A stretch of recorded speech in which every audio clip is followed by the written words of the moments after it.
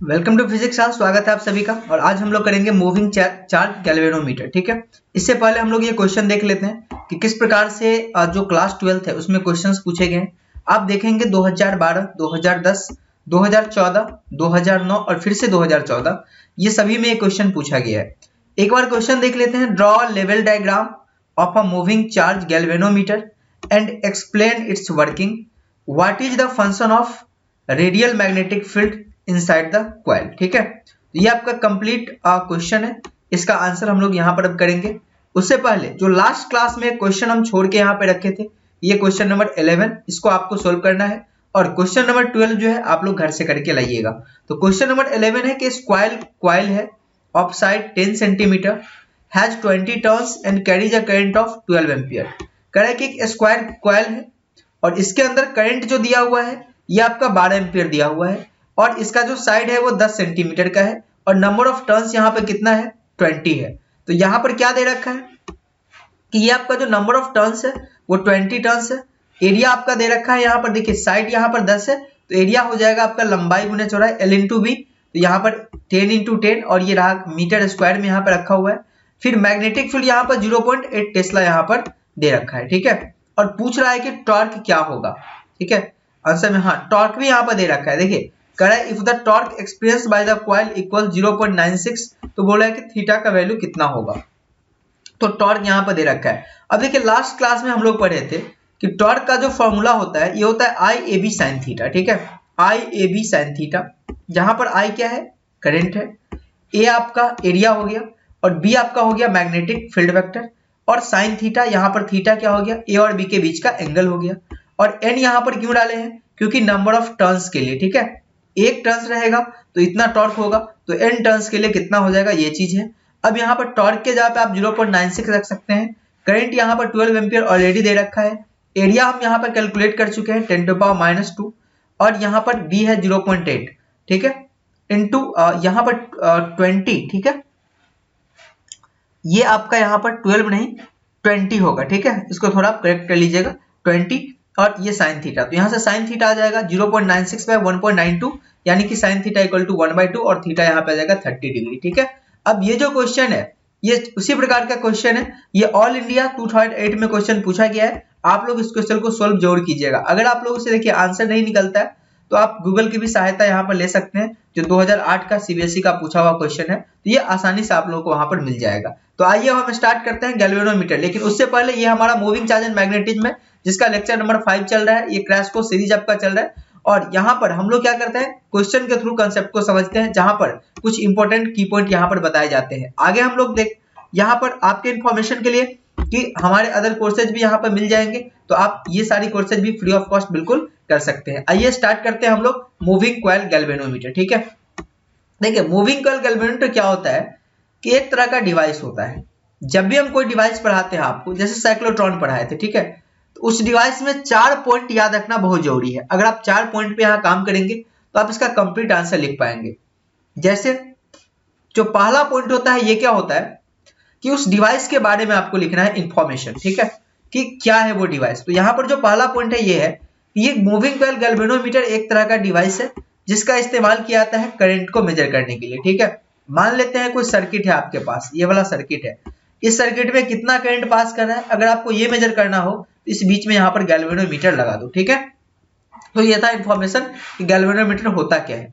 Second है कि इसका प्रिंसिपल क्या है, किस सिद्धांत पे गैल्वेनोमीटर काम करता है। तो देखिए इसका जो वर्किंग है ये बेस्ड है on the fact that when A current carrying coil is placed in a magnetic field it experience a net torque. देखिए ये किस प्रिंसिपल पे काम करता है, आपने लास्ट क्लास में पढ़ा होगा लेक्चर नंबर 4 में, कि अगर किसी करंट कैरिंग कॉइल को आप रख देते हैं मैग्नेटिक फील्ड के अंदर तो इस पर टॉर्क लगने लगता है, यानी कि ये रोटेट करना स्टार्ट कर देता है। तो इसी प्रिंसिपल पर काम करता है आपका मूविंग कॉइल गैल्वेनोमीटर। इंपॉर्टेंट यहाँ पर हो जाता है। ये सेपरेट क्वेश्चन भी आपसे पूछा जा सकता है। अब लॉन्ग क्वेश्चन जो है वो आप लोग तो देखिए यहाँ पर। ठीक है, तो ये दूसरा पॉइंट हुआ। तीसरा पॉइंट जो हम लोग लिखते हैं किसी भी गैल्वेनोमीटर में या फिर किसी भी ये मशीन में लिखते हैं वो होता है कंस्ट्रक्शन। ठीक है, और इसके बाद हम लोग इसका लिखते हैं वर्किंग, या कभी कभी क्या होता है कि कंस्ट्रक्शन और वर्किंग हम साथ में लिख देते हैं। अब यहाँ पर देखिए समझिए कि ये क्या है, एक मैग्नेट का पोल रखा हुआ है ये जो बीच वाला पोर्शन है ना वो नहीं है, ठीक है। ये इस तरीका से एक मैग्नेट का पोल है नॉर्थ पोल, दूसरा पोल यहां पर है साउथ पोल, और इसके बीच में क्या है, कॉइल बहुत सारा यहां पर लिपटा हुआ है, ठीक है, ढेर सारा कॉइल है। और इस कॉइल से जुड़ा हुआ एक पॉइंटर जो क्या करेगा, नाच करके इस पर स्केलिंग देगा, ये स्केल है, और रीडिंग देगा 1 एम्पियर 2 एम्पियर। ये जो कॉइल है इस कॉइल से लिपटा हुआ है एक स्प्रिंग, ठीक है, जो स्प्रिंग का काम है कि अगर मान लेते हैं ये कॉइल रोटेट कर गया, और जब करंट रोटेट क्यों करेगा, कि जब इसमें करंट पास करेगा, ठीक है, जब इसमें जाएगा करंट यहाँ पर, तो ये कॉइल रोटेट करना स्टार्ट कर देगा, क्योंकि ये कॉइल रखा हुआ है मैग्नेटिक फील्ड में नॉर्थ और साउथ के बीच में। तो जब रोटेट करना ये स्टार्ट कर देगा आपका कॉइल, तब इसमें क्या होगा, उल्टा, ठीक है, ट्विस्ट यहाँ पर जनरेट होगा। अगर आपके पास कोई स्प्रिंग हो तो आप कर क्या सकते हैं कि स्प्रिंग को ऐसे बांध दीजिए, ठीक है, और इधर से अपने हाथों से नचाइए, छोड़ने के बाद फिर क्या होगा, रिटर्न से ऐसे करके आ जाएगा। तो ये स्प्रिंग इसीलिए है कि जब यहाँ पर करंट जीरो हो जाएगा तो ये क्या होगा कि रिवर्स में नाचेगा, और नाचने के बाद क्या होगा, फिर से इसको यहाँ पर जीरो पे ला देगा। तो ये आपका इसका काम है। तो यही आपका क्या होता है, कंस्ट्रक्शन होता है ये मूविंग कॉइल गैल्वेनोमीटर का, ठीक है। कंस्ट्रक्शन आप लोग जरूर ध्यान में रखिएगा, बाकी सारी आंसर तो खुद लिखा जाएगी, ठीक है। आगे बढ़ते हैं और यहाँ पर वर्किंग देख लेते हैं। देखिए यहाँ पर जो करंट यहाँ पर जा रहा है इसमें टॉर्क डेवलप होगा, और कितना टॉर्क डेवलप होगा, इसी जब ये नचेगा, ठीक है, टॉर्क डेवलप होगा तभी ये पॉइंटर घूमेगा, बिना टॉर्क के पॉइंटर घूम नहीं सकता है। और जब ये घूमेगा तो यहाँ पर करंट का रीडिंग देगा, ठीक है। तो हम देखते हैं कि यहाँ पर रीडिंग कितना होगा।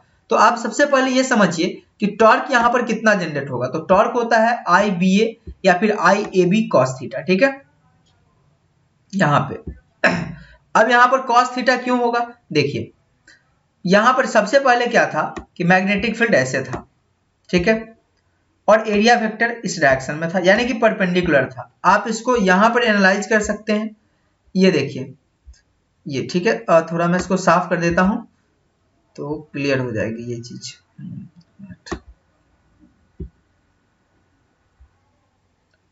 हाँ, अब ये देखिए मैग्नेटिक फील्ड यहाँ पर है, इस डायरेक्शन में है, और इसका एरिया वेक्टर किधर होगा, ये कॉइल का। तो आप जो स्क्रीन दिख रहा है उसके ठीक परपेंडिकुलर ऊपर की तरफ, तो ये कितना हो गया, 90 डिग्री का एंगल हो गया, ठीक है। तो ये चीज यहाँ पर दिया हुआ है कि 90 डिग्री। अब मान लेते हैं कॉइल घूम जाता है थोड़ा ऐसे, तो घूमता कितना से है, तो ये आपका थीटा एंगल से घूमता है, ठीक है। तो जब थीटा से घूमेगा तब ए और बी के बीच का एंगल कितना हो जाएगा, ये आ जाएगा आपका 90 माइनस थीटा। तो टॉर्क जो होता है वो आई ए बी साइन थीटा होता है बेसिकली, अभी हम क्वेश्चन में देखे थे। तो वहां पर साइन में जहां थीटा लेते हैं उसके जब यहाँ आ जाएगा 90 माइनस थीटा, यानी कि आई B A N cos theta, ठीक है। यहाँ पर थीटा क्या है, रोटेशन ऑफ कॉइल है। अब ये टॉर्क आएगा, अब होगा क्या कि इस टॉर्क के वजह से स्प्रिंग में भी रोटेशन जनरेट होगा, ठीक है, अपोजिंग टॉर्क जनरेट होगा।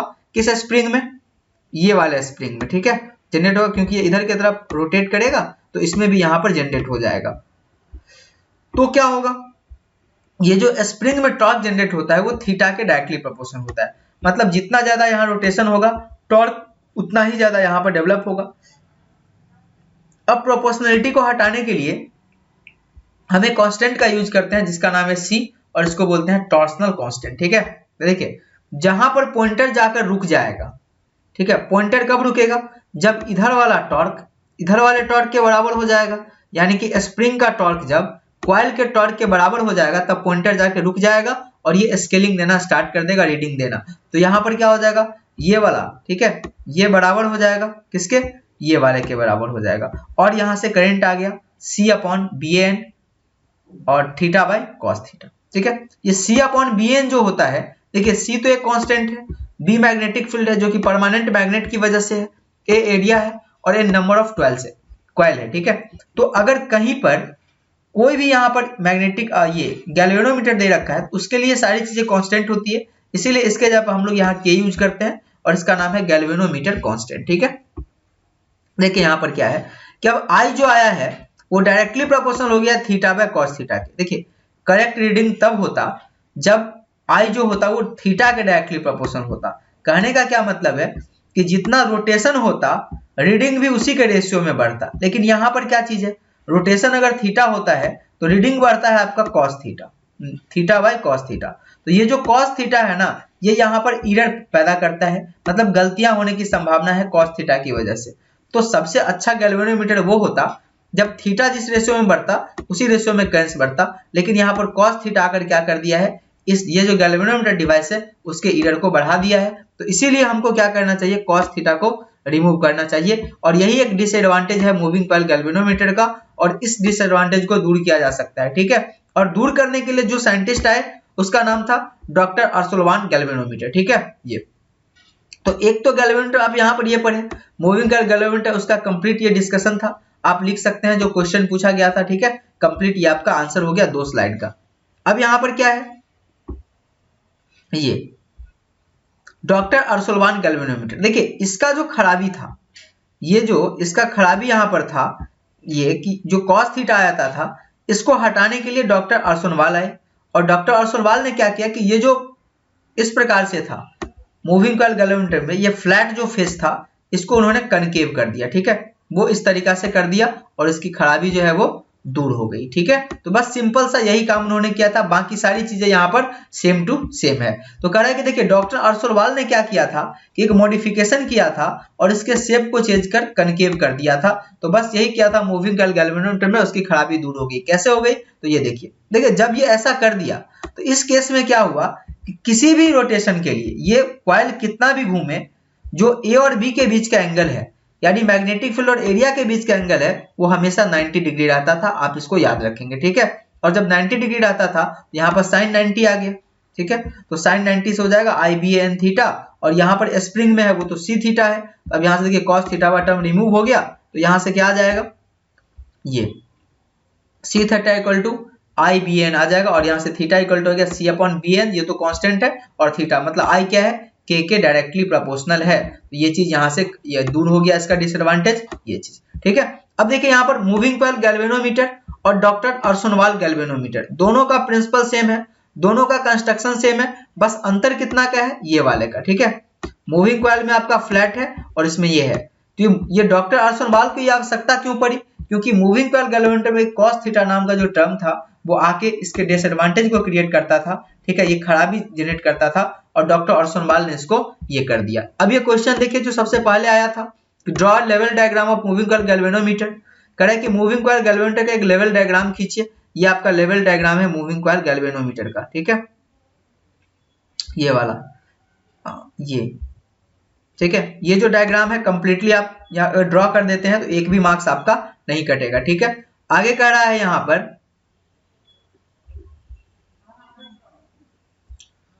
क्वेश्चन, हाँ कह रहा है कि अब बताइए एक्सप्लेन इस वर्किंग, इसके वर्किंग को भी आप बताइए कैसे काम करता है। कंप्लीट आपका स्लाइड है।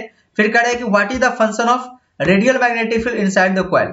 इस कॉइल के अंदर जो रेडियल मैग्नेटिक फील्ड होता है, मतलब ये वाला, ठीक है, ये वाला, इसको रेडियल मैग्नेटिक फील्ड बोलते हैं, इसका क्या योगदान है। तो देखिए ये मैग्नेटिक फील्ड आकर क्या करता है, जो cos थीटा का डिसएडवांटेज था उसको दूर कर देता है, यही इसका योगदान था, जिससे क्या होती है, गैल्वेनोमीटर की एक्यूरेसी आपकी बढ़ जाती है। इस क्वेश्चंस का आंसर लिखने का कोशिश जरूर कीजिएगा, काफी पूछा हुआ है, तो इसका जो है 1-2 मार्क्स में भी पूछ सकता है, और ये लॉन्ग आंसर टाइप में भी पूछ सकता है। तो आज के लिए इतना ही, बने रहिए हमारे साथ। अगर आपको लेक्चर पसंद आता है तो दूसरों तक शेयर कर दिया कीजिए। कोई डाउट होती है तो आप कमेंट करके मुझे बता सकते हैं। Thank you.